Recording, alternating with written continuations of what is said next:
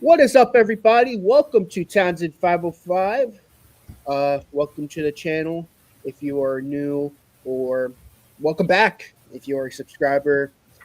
Today, Briar, and Ryan will be continuing our series through Genesis. If you are a big Genesis fan, I am very sorry that we have taken this long to do the review.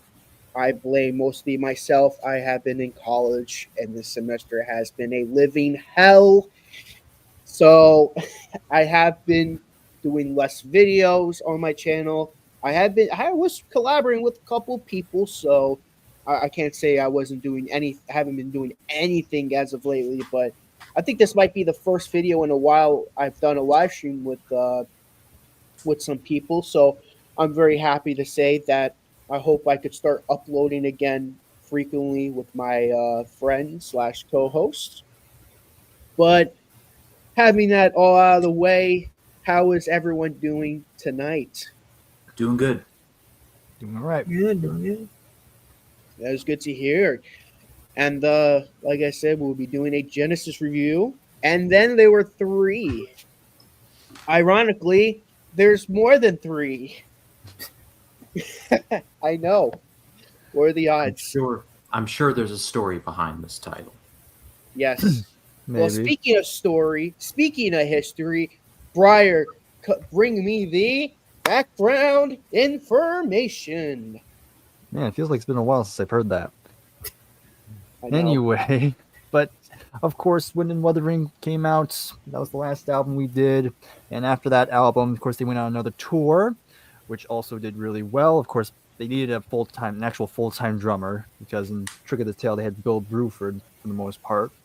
But they wanted to get a full-time drummer this time for the tour, so they brought in Chester Thompson, who was a pretty established drummer in his own right, and they would continue to have him in their live sets for many years. And during that tour, of course, they released, Seconds Out, the live album, which is a really cool live album, especially if you get to hear Phil sing a lot of the Peter Gabriel stuff. Definitely worth checking out. And then they also released an EP, Spot the Pigeon, which has 3 songs that were basically 3 outtakes from Wind and Wuthering. I did a whole video on this EP on my channel. It's interesting. I'd say, of course, I will be honest, I'd say the only song that's probably worth checking out is the last song, Inside and Out. It's probably the best one out of the 3, but still fascinating. Just read the first line of the song Pigeons and you'll see. Yes, exactly.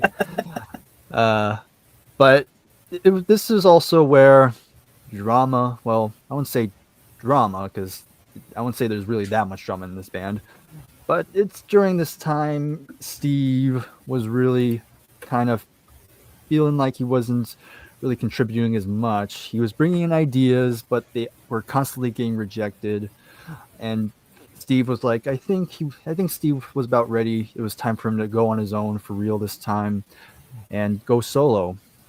And apparently he quit the band, and apparently he told everybody but Phil, because according to him, if he had told Phil, he would be the only person to convince him to stay. So he kind of left really quickly. So that basically left only 3. And yeah, and then there were 3. Clever joke. Of course, they decided to carry on, of course.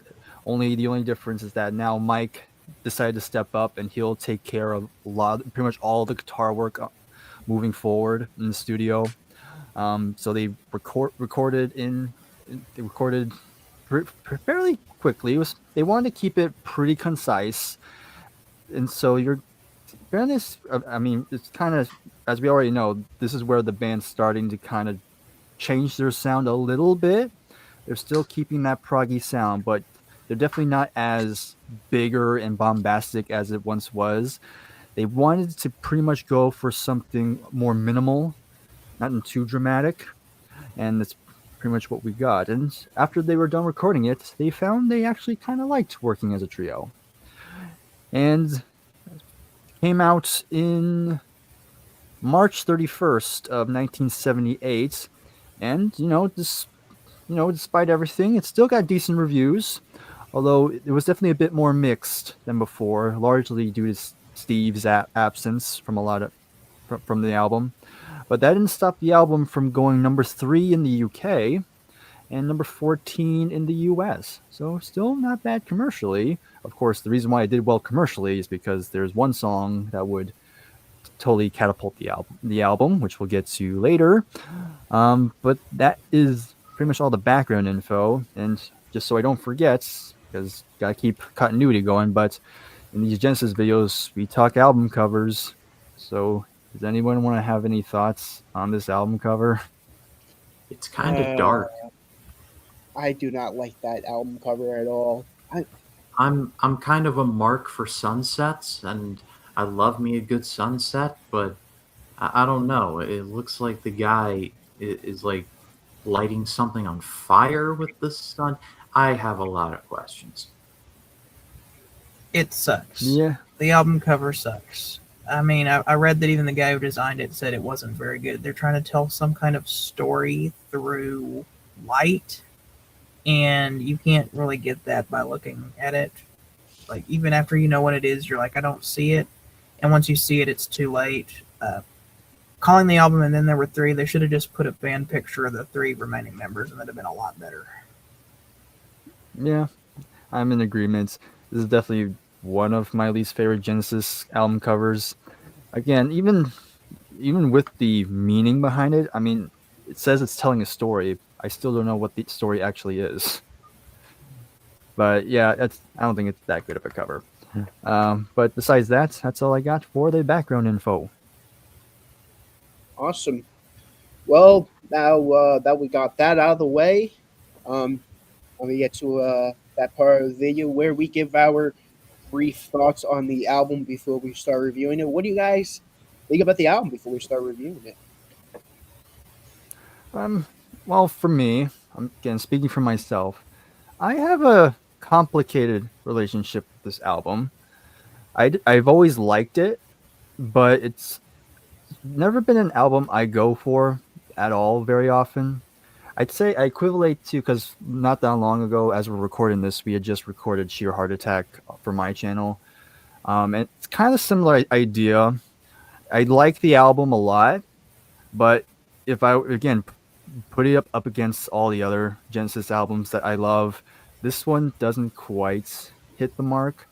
I mean, it's at its core, it is kind of a transitional album. You know, they're still kind of figuring things out without Steve. And again, I think there's some good songs in here, but there's definitely some songs I always have a hard time remembering. So we'll see. Maybe in this recent re-listen, maybe my opinion has gone up since then. We'll see.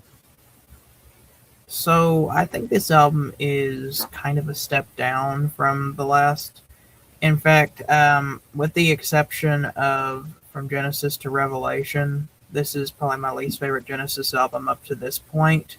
I feel like everything else is a lot better and more concise. Or maybe not, I don't know, Trespass. I haven't listened to that one a whole lot. I forgot about that one. But whenever Peter Gabriel departed from the band, they kept going on and going strong. And so it kind of seemed like, with another member leaving, how would they be able to survive? And the impact of Steve Hackett leaving was, I feel, a lot bigger than Peter Gabriel leaving. This is them, once again, trying to figure out their sound, but instead of making another Trick of the Tail where a member leaves and you make this masterpiece of an album, this one is just them struggling to find their identity now that their guitar player has left the band. Mike Rutherford is a pretty good guitar player for the band, but he's no Steve Hackett. He has some good moments here, but whenever they played live, they would have a player, Daryl Strummer, play for them. He also played in Phil Collins' solo group whenever he eventually does his solo album, Face Value, and then in his live shows. But he is a much better guitar player than Mike Rutherford for lead guitar playing. And so here on the studio recordings, it feels kind of like something's missing on a lot of these songs.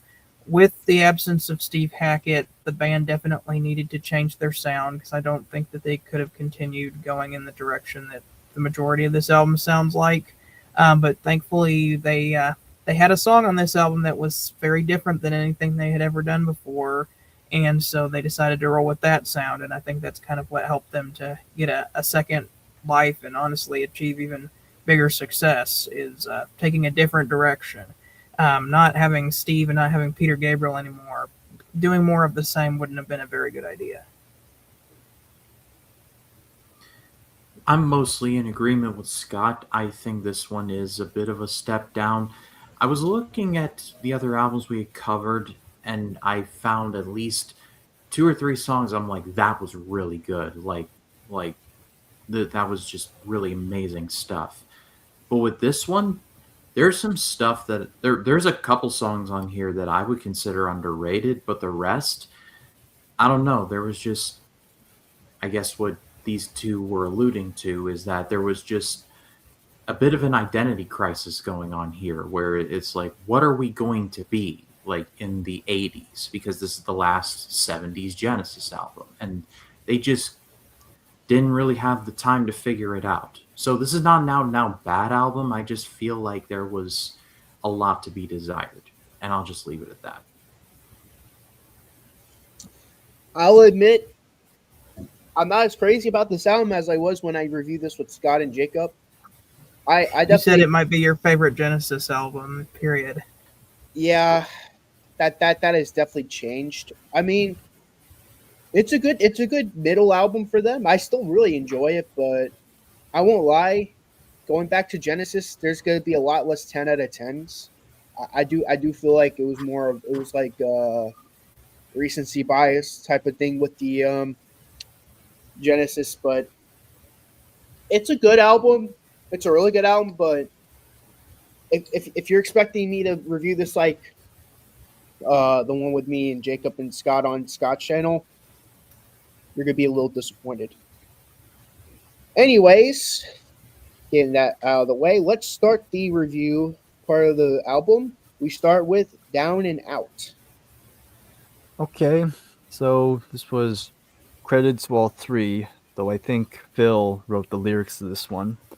And what I gathered, it was supposed to be kind of like a satire of labels doing artists dirty, where you have the verses more in the label's POV, and then when you get to the chorus, it's supposed to be the artist's POV.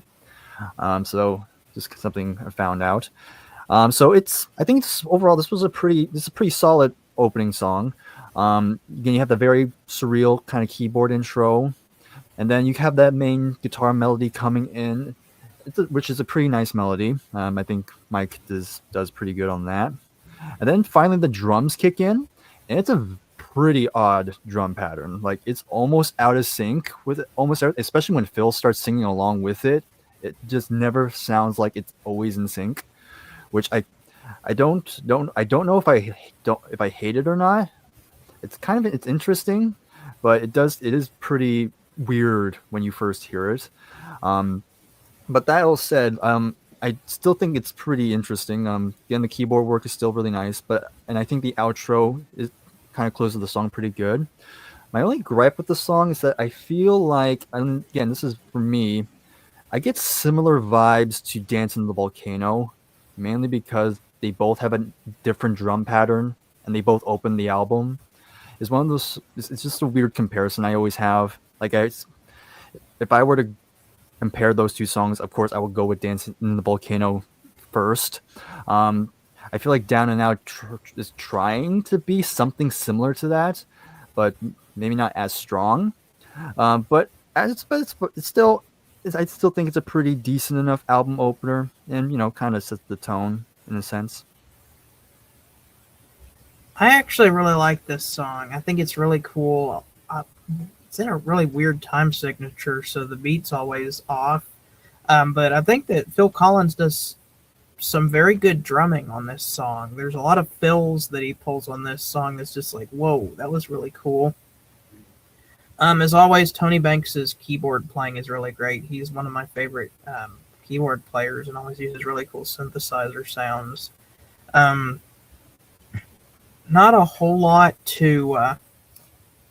really a whole lot to kind of differentiate from the rest of the album. That's kind of one of my problems with this album. Sorry. but a lot of the songs on this album kind of sound the same, and like you'll listen, and you'll be like, oh wait, which song was that again? Um, I did really like this song. It's one of my favorites on the album, though.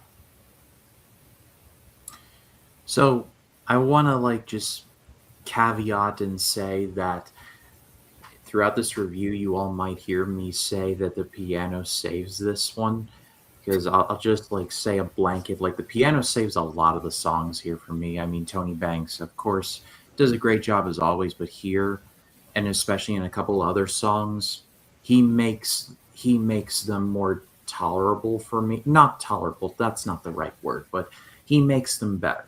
That's what I'll say. This one down and out is in my top five. I greatly enjoyed it, solely based on the piano solo alone at the opening. I liked it that much. I really enjoyed this album opener. I still really enjoy it. It kind of starts kind of eerily. I don't know how to describe it.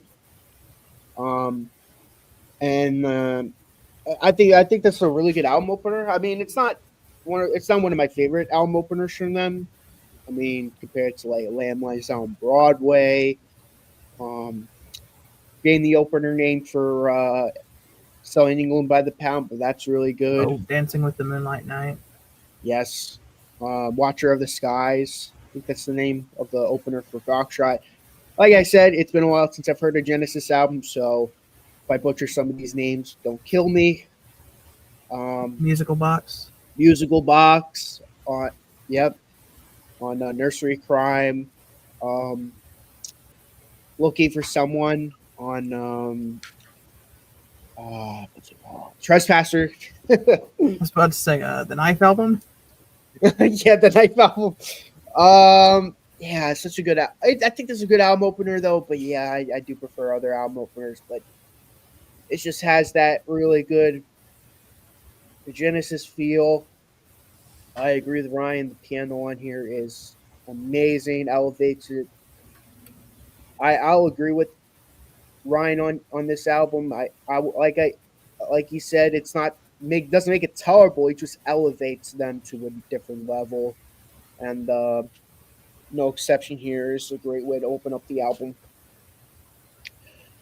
We followed it up with the Undertow. Okay, it's now Tony Banks' turn because he wrote this one. And I mean, once you hear it, yeah, it's pretty Tony Banks. You know, keyboards galore, of course, and and has a very romantic sound. And with that all said, yeah, I really enjoyed this song. This has always been one of my favorite songs on the album. It's probably the song that's the closest it gets to like almost a power ballad. But it's still really like the Phil's vocal delivery on here. I think he sings it extremely well. Again, there's some really good melodic bass work from on this track, which sounds really good, and the chorus is just really pretty. I always enjoyed when the chorus kicks in. Apparently that they wanted to do something a bit more complex with this one, but they kind of liked how it all turned out in the end. But yeah, I enjoyed this song. This is always a highlight. I like this song. It's really good. My problem is, much with this song, the song is a perfect example for what Genesis is going through at the time. This song has an identity crisis. You hear the music and you're like, oh, this is a lovely romantic ballad. And then you take a look at the lyrics and you're like, what the heck is this song about? Like, the lyrics are stuck in the Peter Gabriel era, and the music is kind of more what you'll hear later on in the Phil Collins era. It's like, I don't want to hear about the giant hogweed when you're singing the melody of In Too Deep, if that makes sense. That being said, I do really like the music, and Tony Banks' keyboards on here are really good. Yeah, I'm similar to Scott in that I wasn't entirely sure what they were singing about, but the song sounded nice so much it is in my five. Like, I enjoyed it that much. I think just in general, though, another problem that I have is the lyrics were just kind of all over the place. I was just having trouble being like, I mean, like with other Genesis albums like Lamb Lies Down on Broadway and all that, there's a clear through line. And I feel like here there isn't as clear a through line that I could detect personally. So I like Undertow quite a bit, but this is like the beginning of like one of the bigger problems of what are they talking about again? Like, should I even read the lyrics, or is that a useless exercise? I enjoyed this song. I mean, it's pretty beautiful. It's a pretty sounding song musically speaking. I'm in the same boat as you guys. I don't know what they're singing about, but I'm like, this is nice. I mean, it's a nice song. But I wish I had more to say about it. I listened to this earlier today, and I'm blanking right now. Really, I didn't really have much to write about. Just a really nice sounding song. Well, we move on to Ballad of Big. Let's hear what we have to say about that one. All right. So this is another one of those. It's credited to all three, but Phil wrote the lyrics. Apparently, he wanted to go in terms of the lyrics. Phil wanted to go in a more Western direction, I guess. Again, I don't really pay attention to the lyrics so much. It has a slow intro with the keyboards and stuff, and then there's a bit more guitars on here. The drumming's pretty nice. I'd say my favorite part of the song is definitely when it kind of switches from the verses to the chorus, because I think the chorus is definitely the best part of it. Because I'll say this, I think the verses are kind of stale. It's not really that memorable. Again, I mean, besides that, again, some good bass work on there too. But this is one of those songs, and this is going to be a theme. And this is my theme with the album. Like in the moment, as I'm listening to it, I'm liking it. But once the song's over, I'm gonna forget about it. Probably the second it's over. So because of that, it's not going to be. It's definitely not one of my lesser favorite tracks on here, just because it's just one of those songs where it's not bad, but I just know once I'm done listening to it, I'm gonna forget about it. A song about Big Jim Cooley who wants to do a cattle drive. You wouldn't think that Phil Collins would write a song about that, but then you learn that Phil Collins has an Alamo Museum. So I guess the more you know. He likes cowboy songs.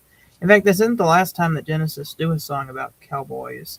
It's not on an album, but they get a song called "Me and Virgil," which is a really weird song in their catalog because it's like a '80s like new wave sounding thing, but they singing about cowboys, and it's really weird. I think it's fascinating for all the wrong reasons that Phil Collins likes to write cowboy songs.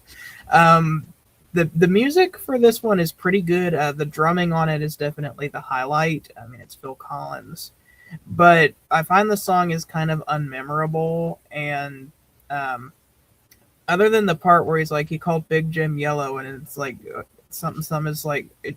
That's just like for the story. It's like nope. You called him a coward. What's going to happen to him now? That's the only thing that stood out in the whole song is like he called this guy a coward, and then like he spat in his eye or something. That's all I can remember lyrically. Like you don't mess. If I'm going to listen about you don't mess around with Jim, there's another song I would much rather be listening to than this one. Shout out to Jim Croce. But I'm in the same boat as Breyer and Scott. I pretty much it pretty much sound exactly what they just said.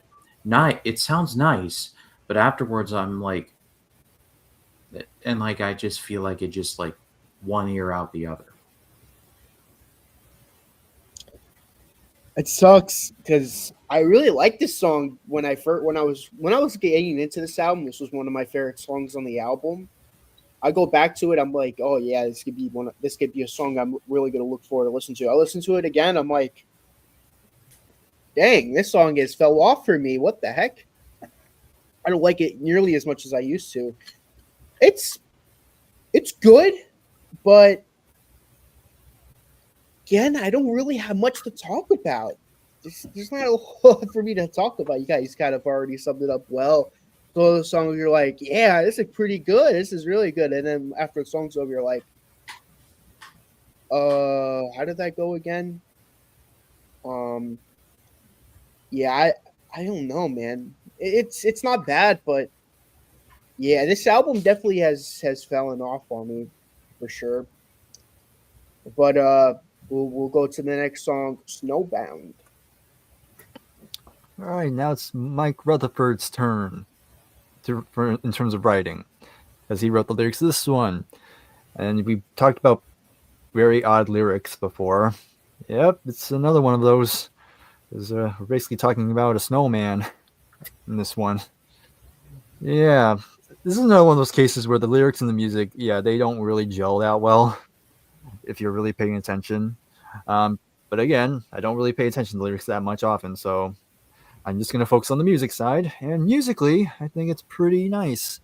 It's kind of a slower, more acoustic number. Has a pretty calming atmosphere for the most part.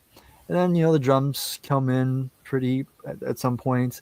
Again, I think Phil still sings pretty well on the track. And then you have Tony's keyboards, where gives the song kind of this more lush sort of sound to it, which I appreciate. It's once again, like, this song did make my top 5, but it's still I still wouldn't say it's like top tier Genesis or anything like that. Like, again, it's another song where it's fine in the moment, but is it going to be a song I'm going to go back to often? Probably not. This song sounds the most like something that would have been on Wind and Wuthering, but it sounds kind of like a parody of that. Like, this is like a parody of what's that song on Wind and Wuthering that I like so much? Your Own Special Way. It's like a parody of Your Own Special Way almost, because you hear like the guitar at the beginning, but it's like it's not Steve Hackett. It's not him and his classical guitar. I mean, the keyboards are still there from Tony Banks. That's really good. But again, talking about an identity crisis. Again, this song sounds like an amazing ballad, and then they're singing about a stupid snowman. Like, now I read that the snowman is supposed to be more symbolic, that it's like this guy feels like everyone sees him as a snowman, but he can't really be himself, and he's trapped as other people see him, which that makes it kind of complex, but that does not fit the music that you've set this song to. This is going to be a big gripe about this album, is the lyrics on there. Most of the lyrics on this album I do not like. They're going to get a lot better on the next album, because sadly Phil Collins goes through a divorce, and they let Phil start writing more of the lyrics, and he starts bringing in some of that experience to kind of get the more relatable aspect of loneliness and heartbreak and rejection on the next album. But here, it's a weird mix between fantasy and gibberish, honestly. If only Black Sabbath had the foresight to call Volume 4 Snowbound instead of Snowblind, maybe that's what the album could have been called. Maybe. But I had to double check. I literally had to go and listen to it again. Are they singing about a snowman right now? And sure enough, yes, they were. Good song. It's in my 5, but I'm just sitting there like, how low on material are you when you have to sing about Jack Frost? That has to be the subject of a song for you. Maybe that's where they got maybe the movie Jack Frost. Maybe that's where they got the inspiration from. You never know. But hey, yeah, it's a snowman. It's in my 5, but barely. This was just a weird one. Okay. I really like this one. This song actually maybe grew on me compared to maybe the last time I heard this album. So far I've had songs that kind of went down, but this song kind of went up. I really like this one. It's cool. The music. I think Phil Collins, he sounds great on this one locally. I think this is a good hidden gem Genesis song. Very, very underrated in my opinion. Good stuff, but yeah, I quite enjoyed this one. I think it's underrated. Well, we close out side 1 with Burning Rope. All right, back to Banks. And one note I have for this song is that there are moments of greatness, but the majority is kind of by the numbers. So the 2 moments that really stood out One, I think the intro was pretty cool. I think it starts out on a good note. And the second one was that Mike does a pretty good guitar solo on this track. Not as good as probably I think if Steve would have played that solo, I think it would have been better, but still a good job. Still did pretty solid there. So and then yeah, the rest it was okay. This was one of those songs that the majority of the time I was kind of drifting off. I wasn't really quite invested in this track personally. Again, there's some good moments here, but as a whole, it was just kind of okay, kind of bland. I think this is one of the best songs on the album. Um, some really cool moments on this song, like Briar was talking about. Definitely has Mike Rutherford's best guitar moment on this album. Not in this whole time being Genesis's lead guitar player. I would probably say that would be the guitar intro to Behind the Lines, which is the first song on the next album. That he does this really cool, awesome guitar intro on that one. But for here, it's a very moody piece. I think the chorus is decently catchy. Dun, dun, dun, dun. Dun, dun, dun, dun, dun, dun, dun. Oh, great. The first few notes are the same as Strangers Like Me. I wonder if Phil Collins subliminally copied that. Copying But his own homework. copy it, yeah. But yeah, this is one of the songs that I liked better on this album. I enjoyed this one as well. Like to Briar's point, the intro in this was great. Like those first few notes, I thought were just phenomenal stuff. It just missed my 5, but if I had to do 6, it would be on there. Okay. Yeah, my thought on this song, it's okay. There's I mean musically it's pretty good, but I feel like this song is more like here's jamming and that's about it. Like there's nothing more to it than just jamming. I don't know. I don't know. I don't know. I listened to this song. This was probably the song that definitely went out the year and went out the other the most out of all the songs we reviewed so far. I have nothing on this song. I hate to say because I don't know what I said when I first reviewed the album, but yeah, this song is definitely falling off for me. Well, we flip the record over and we get to Deep in the Mother Lode. All right, I have another song from Mike. Again, funny enough, I looked it up. This went by a different title. It was originally going to be called Heavy. That's it. Guess that's why they changed it. This was a decent song. Again, it had a pretty good intro yet again. And it's got a pretty decent, more driving rhythm, which I appreciate. And you still have some good keyboard playing on here. This has a decent vibe. Again, not a favorite of mine yet again, but again, it's a okay song. I liked it for what it was, I guess. So flipping the record over and having this start the second side, you were greeted by this awesome keyboard intro that goes dun dun dun dun dun dun dun, and you're like, oh, that's really cool. That's about all this song has going for it. The rest of the song, like, you just forget about. We got another song about the West, about go West, young man. This is about the gold rush in California back in the day, in 1949, and it's just not that interesting.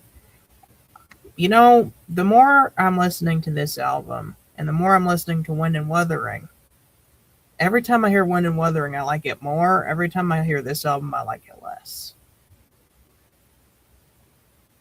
Yeah, couldn't agree with Scott more. A great intro, and then it just falls off a cliff.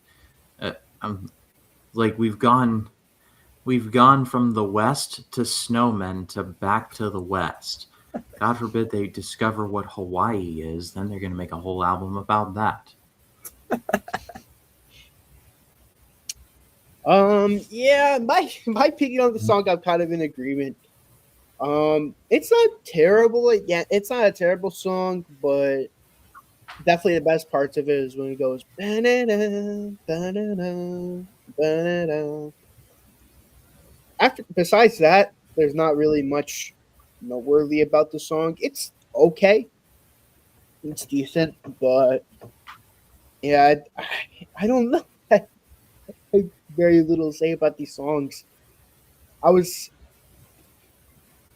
I guess that's the bad about us taking a long time between reviews is that my opinion changes drastically. I'm kind of with Scott. Like I definitely like Windy Wuthering a lot more than I used to. This album, I went through a phase where I wasn't as into it. I started getting into it again, but yeah, it's definitely an album where I'm not as into it. crazy as crazy enough to say that, but yeah, it's just there. Besides the really cool, I think it's synth work that they're doing. Besides the synthy stuff, but that's about it. Well, we get to the next song, "Many Too Many." Yes, that's the name of the song. Yeah. All right. So here we go. Another Tony Banks number. And I can say it's definitely one of the better songs on here for me. Um, got some nice piano. The keyboard yet again, really top notch. Really sound really good. The chorus is definitely one of the more memorable choruses here. And once again, Phil does a pretty good vocal on this. Got a good beat, nice subtle guitar. I thought it was pretty good. Of course, I will say there's been irony to this song because, of course, when you look at the when you hear the lyrics, of course, Phil says "mama" a lot, but apparently Phil had a hard time singing "mama" for some reason. Of course, we would know later down the road he would not have an issue later on. Oh no. Oh yes, but yeah, but yeah, I think this is definitely one of the better songs here. Yeah, this one is decent. I like the electric piano on here. I think it's the Yamaha CP40. I think question mark. I know it. Whatever keyboard that is, the Yamaha electric piano. It's the one he uses on Duke on the next album a lot, which I think he uses it to much better use on that album because there's a lot of very memorable electric piano parts on that album. Here, it works for the intro to this song, but much like the other song, is has a good start and then kind of loses me halfway through. Yeah, I'm.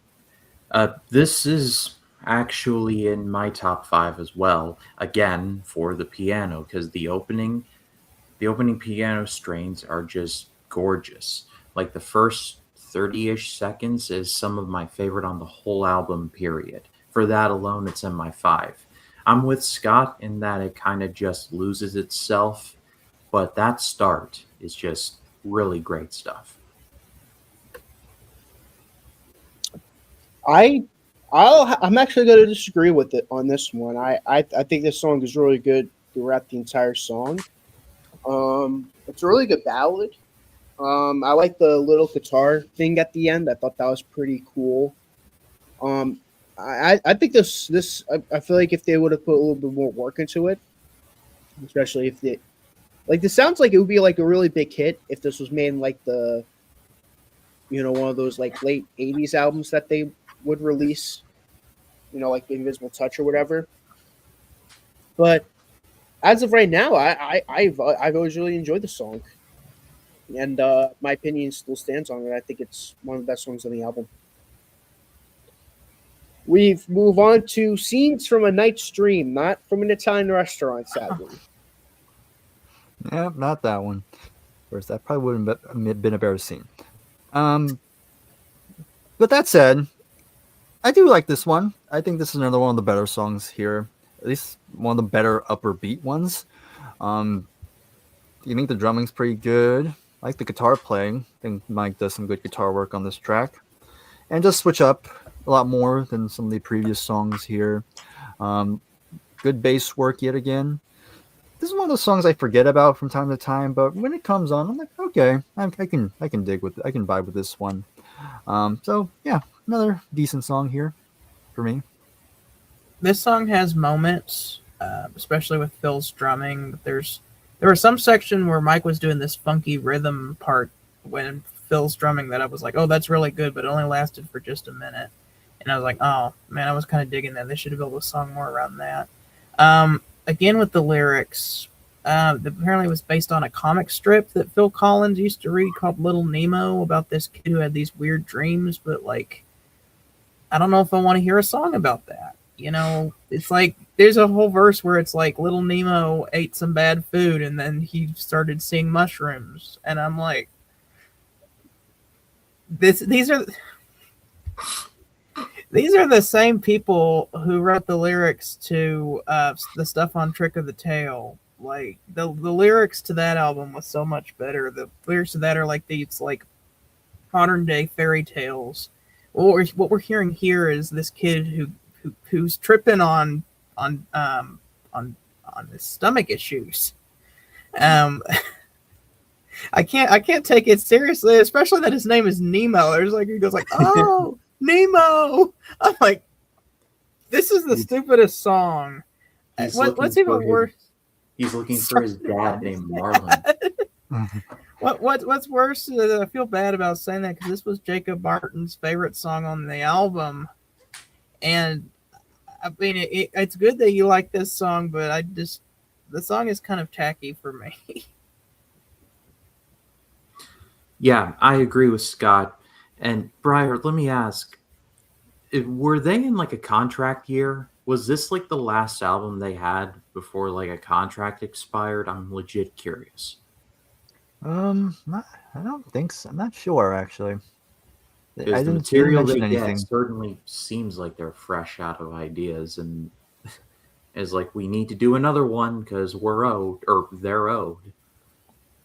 So this one was weird. I didn't care for it. I'm gonna agree with more with Briar. I think this is one of the better songs on the album. I don't know. I personally really liked it musically wise, especially. I was very engaged on this one. Not one of my favorite Genesis songs, or a song that I probably would go back to on its own, but I don't see any issue with it. I enjoyed it thoroughly for what it is. We follow that up with "Say It's All Right, Joe." Yeah, this is my least favorite song. It's not all right, Joe. I'm sorry, Joe. Basically, it's about a guy who's hammered, I guess. That's pretty much the crux of it. It's a slow song. It picks up a little bit, but by the end of it, I don't really remember anything from it. It's again, this is the epitome of in one ear out the other with this album. Yeah, that's it. I'm gonna be in contrast. This is actually one of my favorite songs on the album. I don't know why, but it just starts off as this ballad and then it picks up later on. I read that they were trying to do kind of turn a trope on its head, where like Dean Martin would write these songs about like, you know, hey, send me another one, Joe. And like this guy who just was very cheerful all the time, drinking at the bar. And they wanted to kind of show the opposite side and show how miserable this guy was when he was drowning all of his sorrows away through alcohol, and kind of show the dangers and downsides of that, which I think the storytelling is interesting. Maybe the reason I like it so much is because I've seen them do it live, and it's really funny because Phil Collins is like this trench coat and this fedora, and like puts a lamp out and like does the whole character thing, which is probably a lot more entertaining than the song itself. But every time I hear the song, I just can't unpicture that visual of Phil Collins in this tacky like 1940s outfit with a lamp, like going to this fake bar. So, like, this guy named Joe was getting drunk? Joe's the bartender. Oh. Okay, because totally lost me. If I had to do bottom like 2 or 3, this would definitely be in there. I did not care for this one whatsoever. Yeah, I'll admit this is kind of like a by the numbers Genesis song. Nothing too amazing, nothing terrible. It's just kind of like in the middle, kind of like one of those songs you're like, it's all right. Nothing terrible. I'll say this: there's not a single bad song on this album, but I'm not gonna lie. Besides maybe a song or two, there's nothing really like amazing like some of their last albums. But that's where I stand. Um, the next song on the album, "The Lady Lies." Okay, last one written by Banks. Basically, it's just a song about seduction. That's the kind of core theme. Um, and the intro of it is very interesting. Has a very scandalous sort of sound, if you know what I mean.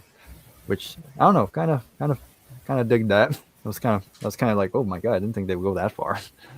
Um, but there's a pretty solid groove to this one. Keyboard playing yet again, pretty good. Like the bass work, and yeah, I think again musically it's pretty fascinating. I really do like it quite a bit. Um, Again, I'd say I still want to say there's like a moment that I'm like, oh my god, I'm gonna remember that. Again, it's another one of those tracks where in the moments I'm probably gonna enjoy it, but then probably once this again I've said this before, but once the song ends, I'll probably will forget about it for a while until I have to hear the album again. But again, in the moment, solid track. I like this one.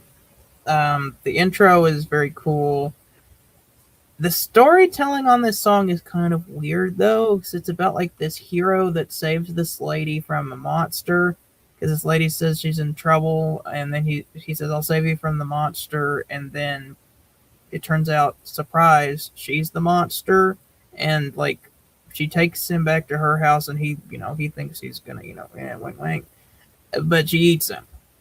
That's the story of this song.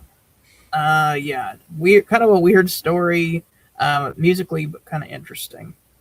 It's a lot of these songs are just kind of all right. Say it's So all this right, is a, Joe. so this is a Twilight Zone episode, but worse. Okay. Um, this one was too long. 6 minutes and 9 seconds. Like, what are we doing? Yeah, I didn't like this one that much. Yeah, I'll say I'm gonna be honest. This is my least favorite song on the album. It's one of those songs. This is the before they make me run on the album. I never remember how this one sounds. It's okay. That's it. Anyway, let's get to the big one. Follow you, follow me. That's the album closer. All right, bring back my Gordon Ramsay memes. Finally, some good music. Because no offense to all the other songs, but it's been a mixed bag this entire album. But finally, we get this song, which is just the biggest outlier out of them all, because it's essentially is their first legit pop song. They had some minor hits before, but this was their first like big hit. Their first top 10 hits in the UK got to number 7, and it was even their first top 40 hit in America at number 23. And hearing the album, you can definitely hear why. It has a much more poppier sound to it. And of course, this was the lead single, of course. And just how it starts, that guitar melody from Mike Rutherford, just beautiful, really wonderful way to start the song. And then you have the more subtle keyboard playing from Tony, which elevates the mood of it. And then Phil delivers this very, very kind of very really emotional, and of course, has this very sincere sound to it, which again, really great. The chorus is just extremely memorable. Love it a lot. There's even a nice keyboard solo from Tony during the bridge section, which is really nice. But it's just you just feel good. It's just a real nice, good feel good song, and pretty much a good sign on where the band's gonna go from here. So I don't know. Will this be my number one? We'll find out. But by the way, bless you, Scott. Oh, sorry. No, you're good. I didn't want to interrupt prior ways. initial review. I love this song.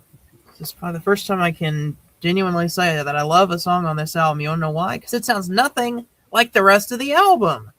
This is what I'm expecting. Like, I mean, of course, they had to find their sound, so they had to make this sound to find it. Let's make this song to find the sound. But the rest of this album has sounded like they were trying to do, Wind and Wuthering Part 2, but a much suckier version of it. Because, Steve's gone. This, they're going for something completely different, and that's why it works. You start out with that cool guitar intro where Mike Rutherford, he's using a cool guitar effect on there. And then the drums come in. Oh, and guess what? The lyrics, this is the best lyric on the whole album because it actually matches the music. You have this lovely ballad and you have these lovely lyrics that go with it. I mean, I read Mike Rutherford said that the lyrics only took him about 10 minutes to write, but sometimes you don't need to overthink it. If you just write it, sometimes it works. I like that, follow you, follow me, stay with you, stay with me. This whatever in this passing year, basically, we want to be together all the time. It works. It works for this song. I don't want to hear and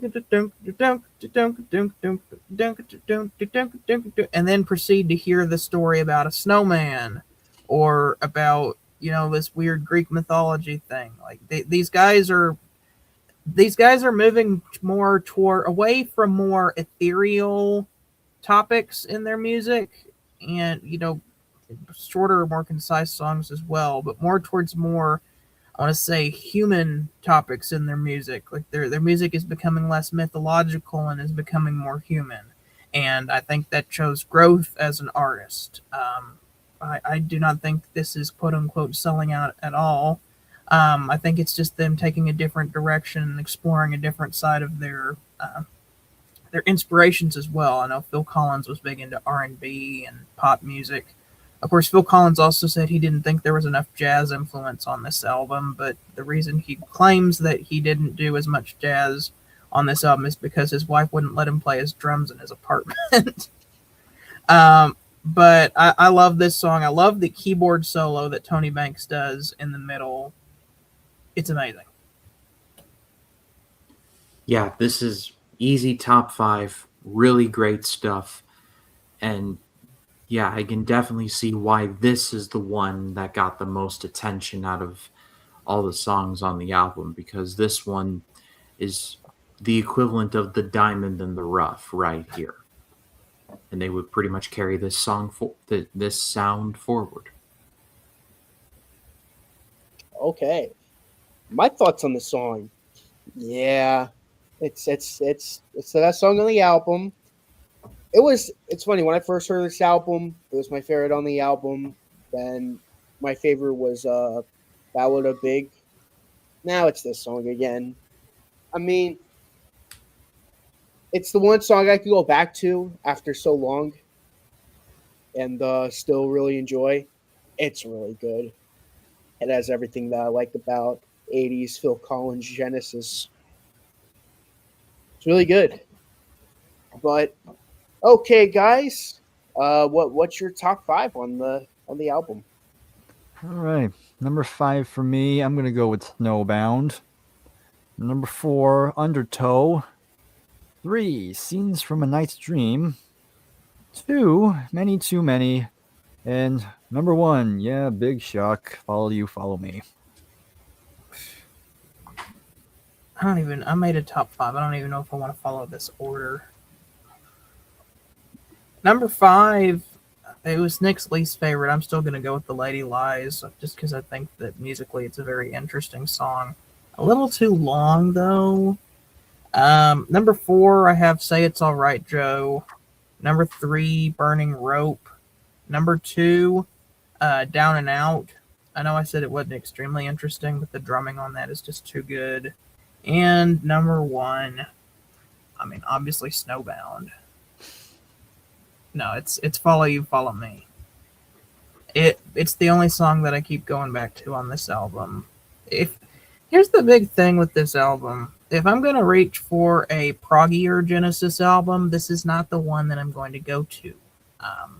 We just had two great progressive rock albums with Phil Collins, with Trick of the Tail and Wind and Wuthering, and then they released this identity crisis of an album. So yeah, that's my big thing. That plus the lyrics, just not their strongest. So my 5 is Snowbound. Number 4 is Down and Out. Number 3 is Undertow. Number 2 is Many to Many. And number 1 is Follow You, Follow Me. Okay, my number 5, Scenes from a Night's Dream. Number 4, Many Too Many. Number 3, I'm gonna go with Down and Out. Number 2, Snowbound, and my favorite song on the album, Follow You, Follow Me. Yeah, Ballad of Big isn't even on my top 5. Just goes to show you how badly that song went down, but is what it is. But anyway, what are we gonna rate this album? All right, so yeah, this is tough. This is another kind of tough one to rate because it is a transitional album and it shows a lot. Again, they're still figuring out. They're still trying to figure out what they are without Steve. And yeah, I will agree with most people when people critique this album. I think Steve is very missed. Like there's a lot of these songs where you're kind of hoping Steve's there, but he just never shows up. Again, they're trying to still write these epic songs, but again, without Steve, you kind of lose that dimension. But I think Nick said this. I kind of agree. I don't think there's a song I truly hated, but there's definitely a lot more songs where, again, I'm not gonna be remembering these songs very often. And again, this is as pretty much at the end of the day, I'm probably still not gonna go back to this album very often. So I'm gonna be a little bit generous here, because again, I think the songs I did like were solid enough. So I'll give this a pretty very low 7 out of 10. Again, I'm just being a little generous. Yeah, I'm giving it a 7 out of 10, but it's straight up just for Follow You, Follow Me. If that song was not on this album, it would be getting a 6.